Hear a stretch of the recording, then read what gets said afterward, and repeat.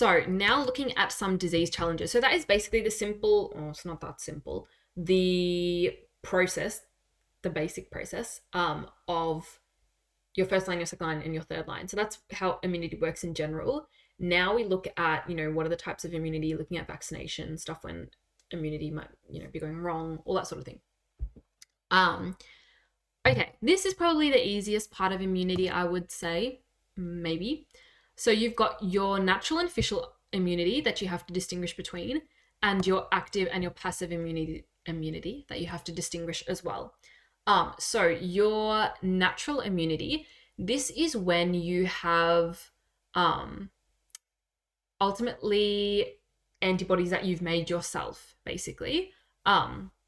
So with your natural immunity, you have basically been infected by something and then you are expressing antibodies.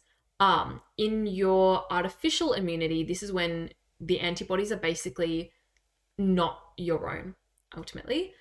So with your active immunity, this is when your antibodies are produced due to the exposure of a pathogen. So again, this sort of again, it might not be a natural process of infection, but this idea that your body is making its antibodies itself.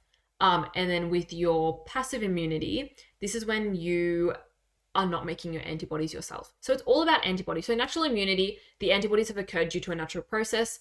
Artificial immunity, the antibodies have occurred due to an artificial process. Active immunity, the antibodies have occurred due to your body sort of making them. Passive immunity, they've ultimately been made by something or someone else. So a really common example that they use is in terms of your natural immunity, you think about your natural active is like your typical thing that we looked at. So you're infected by a pathogen and you mount a response, you have antibodies as a result. That's your natural active immunity. Your natural passive immunity is when you basically are given antibodies through breastfeeding or through your mother that way. Because it's natural, because it happened without medical intervention, but it's passive because the antibodies have been made by your mother and not by yourself. In terms of artificial, so artificial active is your vaccination. So again, very similar to it's a natural active. The body's mounting its own immune response, you're making your own antibodies, but it's just the source. Natural is I bumped into someone on the street who had COVID. Artificial is I got the vaccine. And then lastly, your artificial passive. So you are getting someone else's or something else's antibodies via medical intervention. So if you are bitten by, a snake or something, then you will get this antivenom, which contains these sort of like pre-made antibodies. So that's why it's passive, because you're not making the antibodies yourself, and it's artificial because they're being, it's not coming naturally through your mum, it's coming from wherever else. Okay, hopefully that made sense. So in terms of our vaccinations, so the process with this is kind of what I've just described in the previous slide. So we work to kind of get immunity by injecting a little part of a pathogen into ourselves. So we saw this whole process of when, you've got your APC and you get your clonal expansion, all of that. So we want the end results of antibodies, but we don't want the initial result of getting sick, right? So that's why we use an inactivated form of the virus or an attenuated or a weakened form. So, so basically like the pathogen is still alive, but it's just very weak or inactivated in terms of like it can't cause disease at all. So that's why when you get a vaccine, you don't usually get super sick. So that's why you insert part of that pathogen. And the idea is that you have inserted the antigens, basically. So on this inactivated or attenuated form of the virus, let's say, you've got a antigen. You've got an antigen from that pathogen, and then your body's going to mount a response against that. So then again, the same thing's going to happen. Your T cell is going to be activated with that specific receptor, your B cells, plasma cells, so on and so forth. And so the really important thing is you get those memory cells. The memory cells are really, really important because that means, say like I've never gotten, chicken pox or something like that. So I've never gotten there's a chicken pox vaccine. So I say I've never gotten chicken pox. So I get this chickenpox vaccine, and now I've got this whole system going on, and now I've got memory cells to chickenpox. What happens is when I encounter chickenpox in my day-to-day life, instead of getting sick because my body, hasn't seen chickenpox for the first time and it takes a long time, because I've got these memory cells hanging around from my vaccination, my body will recognize that chickenpox antigen and it'll mount a really huge response. And it means that I won't get sick because it's going to work so fast. And that's kind of the basis of vaccinations. So the really important aspect of that is having those memory cells. Okay, hopefully that makes sense. So this is a nice diagram to represent that. So this is your initial exposure. So I'm getting the vaccine for chickenpox. So my antibodies are being made, my memory cells are hanging around, all that sort of stuff. And I'm getting this sort of primary immune response. So I've gotten a nice amount of antibodies. You can see that this takes a long time. So let's say that if I'm not it's not through vaccination, it's through actually being exposed to chickenpox. This is a long time to be sick until your body actually gets to work. Anyway, so I've got my antibodies, they're hanging around. The numbers dwindle a little bit, right? And then, chickenpox is gone. The antibody number is pretty low, but I've got these memory cells still hanging around. Suddenly, someone else is infected by chickenpox. I bump into them. Those memory cells are going to say, I remember you. I'm going to go through my little clonal expansion thing again, and I'm going to make all of these new plasma cells and all of this sort of stuff. And you can see that the amount of antibodies skyrockets. And that's because, remember, at your initial exposure, maybe you only had 1 or 2 cells that had this specific receptor to this chickenpox antigen. But now I've got a bunch of memory cells hanging around after this, vaccination or after this exposure. So now I've got heaps of cells that are specific to this. So once this chickenpox virus enters my body for the second time, the chance of it bumping into something that has a specific receptor is much higher, which is why I get this really quick response. And because there are so many other chickenpox, memory cells hanging about, once I'm activated, I activate all of them, and then you get heaps and heaps more cells. And that's why you get a much larger response the second time as opposed to the first time. And then it just goes on and goes on and goes on. And this is the process of when you get a booster. So if you had your COVID vaccine, you get this initial response. And then if you get your second vaccine, you get a nice bigger response, and then a booster, and so on and so forth. So you have a nice high level of immunity hanging around. With COVID, obviously it's a bit different because it is a virus that mutates pretty frequently. If it is a bacterial infection or a viral infection that doesn't mutate that much, then again, it's like pretty fine. You can have 1 vaccine or 2 vaccines or 1 vaccine and a booster. But that's why, influenza, you have to get that every single year because it mutates. And so the immunity that this is the immunity that I've got for the 2022 influenza. And that's great. So if that comes through, hopefully I won't get sick. But the 2023 one is completely different. The antigen looks different. So then that's why you have to get another vaccine every year. Okay, please let me know if that didn't make sense. Just pop any questions into the chat. The main principle with your vaccinations and for them to work is this idea of herd immunity. So herd immunity is when you basically have enough protection from everyone being vaccinated that your vulnerable members of the community aren't going to get sick. So the idea here is you generally need a pretty high number, so about 95%. And then that's when you've got this sort of scenario going on. So initially, nobody's immunized.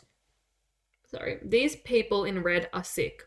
Everybody around them is susceptible. They get them all sick. Everyone gets sick. So we've got a couple members of the population who are immunized. Again, these people are sick. The people who are immunized, they're not going to be sick, right? Because they're immune to the disease. But again, we've still got quite a lot of people getting sick just based on proximity and contact.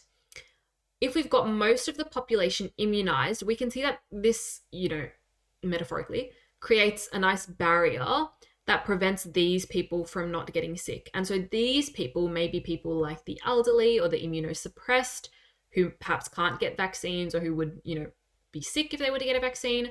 And that's what this idea of herd immunity is. It's very much in the name. It's the protection that the rest of the population gives to those who aren't able to be vaccinated due to the rest of the population being vaccinated. So hopefully that makes sense. And it's obviously very helpful in containing and almost like eradicating diseases as well. Okay, so moving on to immunotherapy. So this is when we basically influence the immune system or manipulate the immune system in order to cure certain diseases. So monoclonal antibodies are a specific example you need to know. You need to know them in the context of cancer and autoimmune diseases. So with our monoclonal antibodies, we have, just like any other antibodies, and they are specific to, for example, let's say cancer. So what we do is we get basically a cancerous cell and we figure out an antigen that a cancerous cell may have. And we put this into like a mouse. For example, these are monoclonal antibodies that are made by mice. So we put them into a mouse, and then what we do is we put them in a mouse. The mouse will mount an immune response against this specific antigen. So, again, think about that little diagram with everything, and they'll all have this specific receptor to this antibody. So we're going to create plasma cells, and they're going to create antibodies that have specific receptors and will target this cancerous antigen. So the idea of epitopes here, so we have antibodies, and then they're obviously specific to antigens. Antigens themselves have little parts of them. So maybe I'll see if I can draw this out. Okay, so let's say that this is a bacteria, and we'll say that this is an antigen. Now there are specific parts of the antigen that antibodies will bind to. So you might have this sort of sitting on here. Obviously, this is a very, they're molecules and whatnot. Okay, I don't even know. But yeah, right? So we've got 3 different things. So these are what we would call epitopes. So you can see that things can be specific for an antigen, but then they can be even more specific to certain epitopes on that antigen. So that's why you can have, for example, here, you can have 3 different antibodies for one antigen. So that's the idea there. So some antibodies will be more effective for the epitopes than others. And so when we figure out what antibody is the most effective, that's the one that we'll harvest from that mouse, and we'll clone it, and then we'll use that in that individual because we know that that's a really good antibody. So that's why it's called like monoclonal, because it's specific to one particular epitope. So if that makes sense. So you just put it in the mouse creates these plasma cells, you take the plasma cells, you make lots of them, monoclonal antibodies. Okay, so this is a nice little diagram of that here.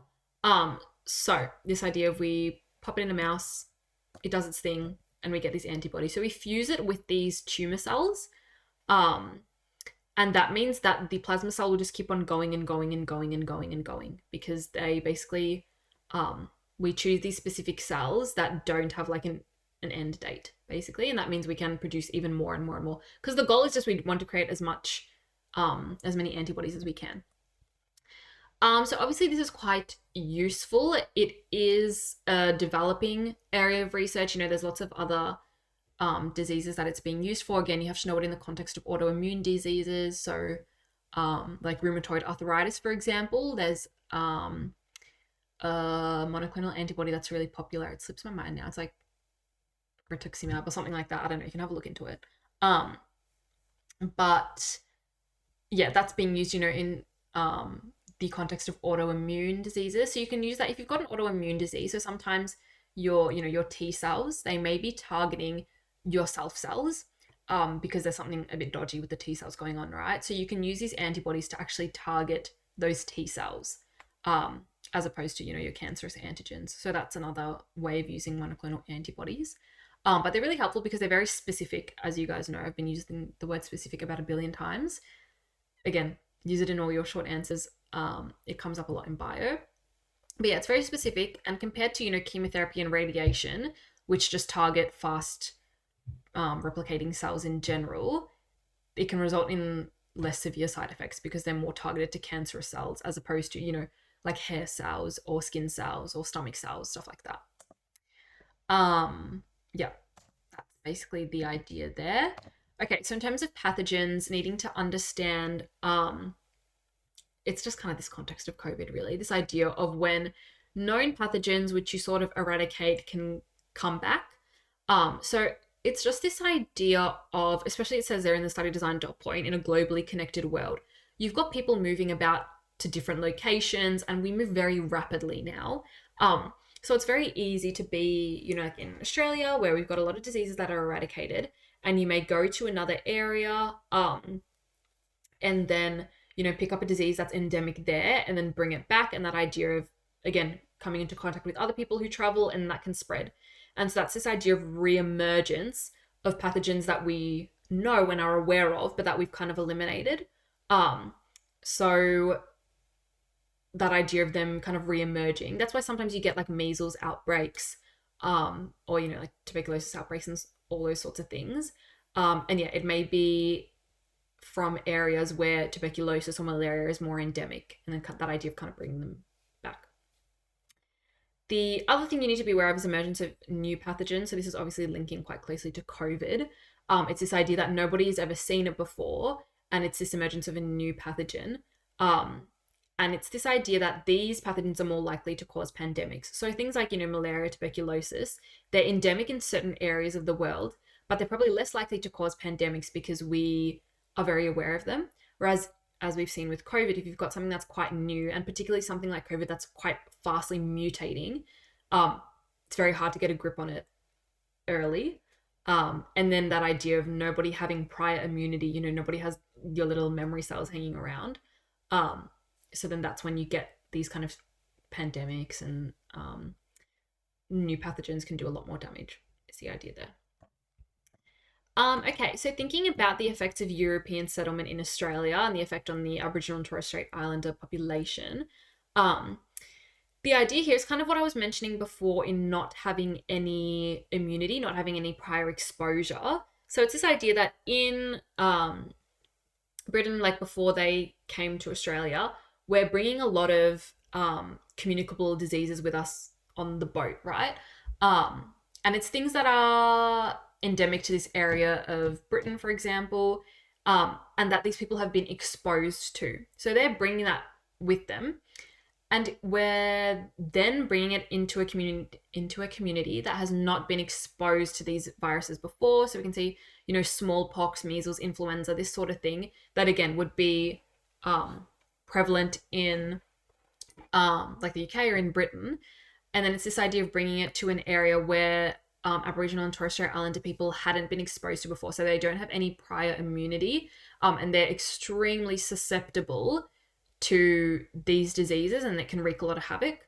And so that's what we saw with smallpox, this idea that there was an epidemic. There's lots of areas where you had really large outbreaks because ultimately nobody had immunity to it. Whereas, some of the other people, like other people in Britain, and obviously those that colonized Australia, they would have certain levels of immunity to it, having probably been exposed to it in childhood and things like that.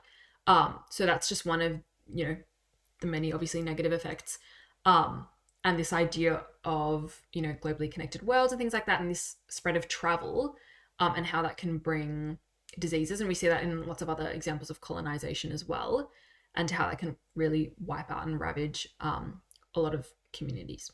So hopefully that makes sense. It's just this idea of being exposed to something that you haven't been exposed to before and being extremely vulnerable to it. Okay, so in terms of the transmission of infection, so we're looking at this idea of this chain of infection. So it's this idea that when you have a pathogen, it kind of follows all these little steps. So you've got an infectious pathogen, you have a susceptible host, really, and this pathogen obviously infects this host. via this portal of entry. In terms of these reservoirs, it's where the infectious pathogen basically kind of grows and just sits, and it then exits that. It's then transmitted into somebody else. So the reservoir may be another person, really. So the reservoir may be another person, and then they're able to exit that individual, and then it's transmitted into somebody else via that portal of entry. Hopefully that's making sense. And then you've got the host who's infected, and now they're creating more pathogens. So hopefully that makes sense. You guys should be really on top of this by now with COVID in terms of ways of controlling transmission, particularly of our communicable diseases. So hand washing, physical distancing, face masks, all the stuff that I'm sure you guys are really, really aware of. So there's a lot of modes of transmission. So respiratory transmission, droplet transmission. Respiratory transmission is basically via the respiratory system. So you kind of hack it out via your respiratory system, and then it goes into somebody else's respiratory system.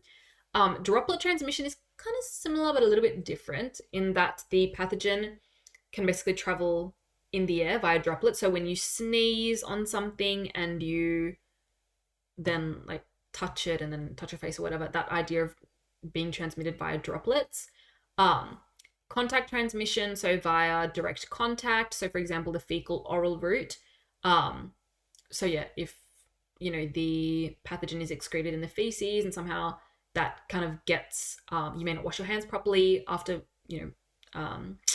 going to the bathroom, and then you may touch your mouth, or, you may eat something, and then that gets in via the oral route. So that idea of fecal oral. Vector transmission. So we talked about malaria at the start, this idea of the pathogen often being like a little parasite in that vector, and that gets transmitted as well. So if you think about malaria, for example, that idea of avoiding the vector, preventing areas, so like preventing being bitten by a mosquito, getting rid of like mosquito breeding grounds, that sort of thing. And then sexual transmission, so kind of bodily fluids, that sort of thing, pathogens spreading by there, so like your STDs and all that sort of stuff. Okay, so here is a bit of a question. We'll try and read it really fast. So BSE is a prion disease of cattle. So again, how we were talking about how prions often commonly spread from animals to humans. So it's sometimes called mad cow disease, caused by feeding cattle food that contains prions from other infected animals. So you've got prions from other animals, and then you feed that to cows, and then basically like the humans eat the cows. Blah, blah, blah, blah. The time between infection and symptoms appearing can be up to 5 years. So you can have a prion in you, you can eat infected meat, and then 5 years later you get the disease. If you think about it, that's an extremely long incubation period. And you can imagine the kind of trouble with that. There are concerns that VCJD in humans could be caused by eating infected cattle meat. So this is kind of a variant from that. So mad cow disease is in your cattle, like the disease is in the cow, hence mad cow. And then when this kind of spreads to humans, it's your Creutzfeldt-Jakob disease. So yellow fever is a viral disease that affects humans. So here we're talking about something different. So this is a prion, this is a virus. Yellow fever is a viral disease that affects humans. The yellow fever virus can cause symptoms 3 to 6 days after infection. The virus is carried by a mosquito vector. Which combination of approaches would be most effective at controlling the risk of outbreaks of both VCJD and yellow fever? So you can see how there's like so much information, and obviously it's helpful for context, but if you break it down, again, you're not expected to know what VCJD is, you're not expected to know what yellow fever is. Whittle this question down. It's asking, how can we prevent the infection of this prion? How can we affect an infection of a viral disease via a vector? That's the idea. They could have swapped the word VCJD and yellow fever out for anything in the world. Again, you're just having to apply knowledge that you have already. So, prevent all cattle that show symptoms of mad cow disease from reproducing. Remove breeding grounds for mosquitoes. Test all cattle for the presence of prions. Ensure that all healthcare professionals wear gloves when working with infected patients. In terms of yellow fever, so it's a viral disease that affects humans. Virus is carried by a mosquito vector. So you're going to want to look for something that is particularly targeting mosquitoes. So Removing breeding grounds for mosquitoes sounds pretty good. Ensure that all healthcare professionals wear gloves when working with infected patients. Probably not the best thing. Ensure that people take measures to reduce their chances of being bitten by mosquitoes. Yep, that's pretty good. Instruct people who are infected with yellow fever to wear masks in public places. Not the best thing, because this would be effective for maybe respiratory transmission or droplet transmission, but not really for something that's caused by a mosquito. So you're kind of down to A and C. So you've got prevent all cattle that show symptoms of mad cow disease from reproducing. Destroy all cattle that have been fed infected food containing the prions. So again, we're thinking of A and D. They could both be quite helpful. So again, what this comes down to is what is the best answer. So if you read, A or C sort of by itself, you may be inclined to choose them, which is important. Oh my gosh, which is why it's therefore important to read all of the answers so that you can get the best option. So prevent all cattle that show symptoms of mad cow disease from reproducing. So that sounds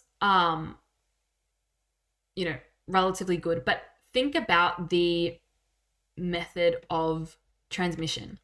So prions from other infected animals. So basically the cow's got the prion in it, right? And then it becomes VCJD because somebody eats that cow. So if you prevent all cattle that show symptoms of mad cow disease from reproducing, okay, that might be good, but does that stop that cow from having mad cow disease? No. Does that stop that cow from being cut up and then given as food? No. So that's why C is the better option. Destroy all cattle that have been fed infected food containing the prions. Because of that idea that you're preventing at all costs that from becoming meat that someone will eat. Whereas A, prevent all cattle that show symptoms of mad cow disease from reproducing. That cow can still become meat and someone can eat it and they can get BCJD.